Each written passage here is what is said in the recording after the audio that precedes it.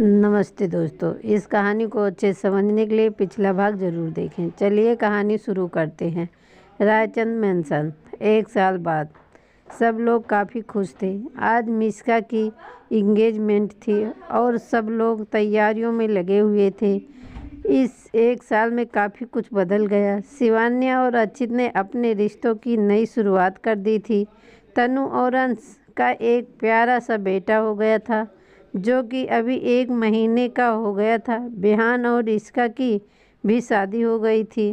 शिवान्या अपने हाथों में फूलों की टोकरी लेकर तेजी से नीचे आ रही थी। तभी उसका पैर फिसला।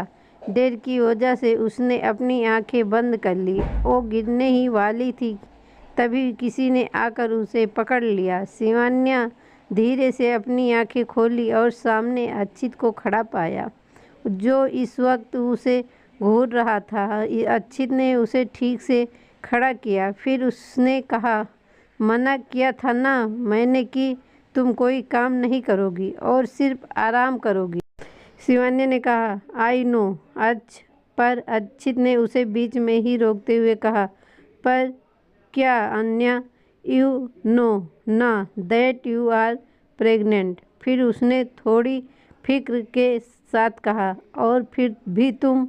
शिवान्या ने उसके कंधे पर हाथ रखते हुए कहा, अच्छा मैं ठीक हूँ और हमारा बेबी भी ठीक है और अगली बार से ऐसा कुछ भी नहीं होगा, ट्रस्ट मी। अक्षित ने एक गहरी सांस ली और फिर कहा, ठीक है, पर अब तुम ये सब करना बंद करो और जाकर रेस्ट करो। अक्षित ने उसके हाथों से टोकरी लेते हुए कहा। शिवान्या कुछ बोलने को हुई, पर अक्षित ने कहा, इस बारे में मुझे कोई बहस नहीं चाहिए। मैंने कह दिया मतलब कह दिया। शिवान्या ने अपना मुंह लटका दिया और फिर वहां से जाने लगी।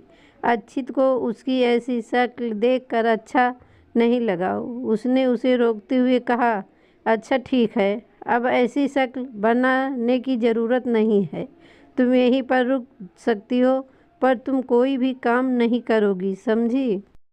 शिवान्या ने खुशी से अपना सर हिला दिया और फिर अक्षित को गले लगाते हुए कहा, थैंक यू सो मच अक्ष। फिर वो वहाँ से नीचे आ गई। अक्षित ने अपना सर हिला दिया और फूलों की टोकरी लेकर दूसरी तरफ चला गया। कुछ ही देर में गेस्ट आना शुरू हो गए और फिर मोहित, जिसके साथ मिश्का की शादी फिक्स हुई थी, वो भी आ गए। इंगेजमेंट काफ़ी अच्छे से ख़त्म हो गई और सभी लोगों ने उन्हें ढेर सारा प्यार और आशीर्वाद दिया। शाम के वक्त शिवान्या तनु के बेटे तनय के साथ खेल रही थी। तभी वहां पर तनु आई और उसके बगल में बैठ गई। शिवान्या ने तनय की तरफ देखते हुए कहा, देखो आपकी मम्मा आ गई। तनय ने अब एक बार तनु की तरफ देखा और फिर से शिवान्या की तरफ देखने लगा। तनु ने तनय की तरफ देखते हुए कहा, आपको पता है बहुत जल्द आपको भी एक भाई या बहन मिलने वाला है, फिर आप उनके साथ खेलना। 5 साल बाद रायचंद मैंसन। सुबह के वक्त शिवान्या हाथ में दूध का गिलास लेकर यहाँ से वहाँ भाग रही थी। वो भागते हुए बोली, आरव बेटा दूध पी लो। आरव भी भागते हुए बोला, नो मैं नहीं पीऊँगा, मुझे नहीं पसंद।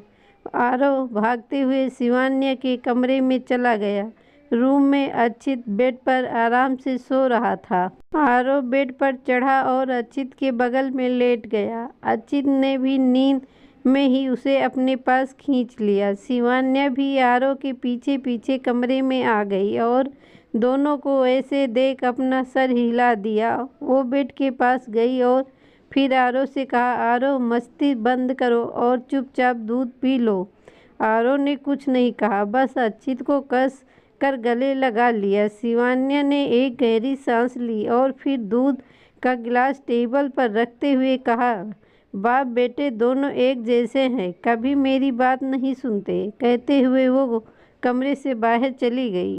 उसके जाने के बाद आरव उठकर बैठ गया। उसने एक बार दरवाजे की तरफ देखा, फिर उस दूध के गिलास को उसने वो गिलास उठाया और फिर दूध पीने लगा। दूध पीने के बाद उसने गिलास वापस टेबल पर रखा। तभी उसे अक्षित की आवाज़ आई, जब दूध पीना ही था तो इतना नाटक क्यों किया? आरव ने अक्षित की तरफ देखा जो उसे ही देख रहा था। आरव ने कहा, आप कब उठे डैड? अक्षित ने कहा, जब तू यहाँ पर आए तभी मेरी नींद खुल गई थी। अब बताओ क्यों परेशान किया मम को? आरव ने कहा, वो मम्मा को ऐसे परेशान करने में मज़ा आता है। अक्षित ने उसे अपनी गोद में बिठाते हुए कहा, आपको पता है मुझे भी आपकी मम्मा को तंग करने में बड़ा मज़ा आता है, पर एक बात हमेशा याद रखना कि आपकी वजह से आपकी मम्मा को कभी भी कोई प्रॉब्लम नहीं होनी चाहिए। आपकी इन शरारतों की वजह से वो नाराज़ नहीं होनी चाहिए, ठीक है? आरव ने अपना सर हिलाते हुए कहा, ठीक है डैड, मैं ये बात याद रखूँगा। अक्षित ने उसे उठाते हुए कहा, ठीक है, अब चलो और चल कर अपनी मम्मा को सॉरी बोल दो। वो दोनों फिर नीचे आ गए। शिवान्या किचन में थी और कुछ बना रही थी। उसने अक्षित और आरव को देखा पर उसने कुछ नहीं कहा। अक्षित ने आरव को नीचे उतारा और उसे इशारा किया। आरव शिवान्या के पास गया और उसके पैरों से लिपट गया और प्यार से बोला, आई एम सॉरी मम्मा, मैं तो बस आपको थोड़ा परेशान कर रहा था। मैंने तो दूध भी फिनिश कर दिया है। शिवान्या के चेहरे से गुस्सा गायब हो गया और उसने आरव को ऊपर उठाया और गले लगा लिया और कहा, मेरा प्यारा बच्चा, पर अगली बार से आप मुझे ऐसे तंग मत करना, ठीक है? आरव ने अपना सर हिला दिया। अक्षित ने भी फिर उन दोनों को गले लगा लिया। तो दोस्तों, आज का भाग यहीं ख़त्म होता है। अगला भाग सुनने के लिए हमारे चैनल को सब्सक्राइब करें और कमेंट में ज़रूर बताएं कहानी कैसी लगी। धन्यवाद।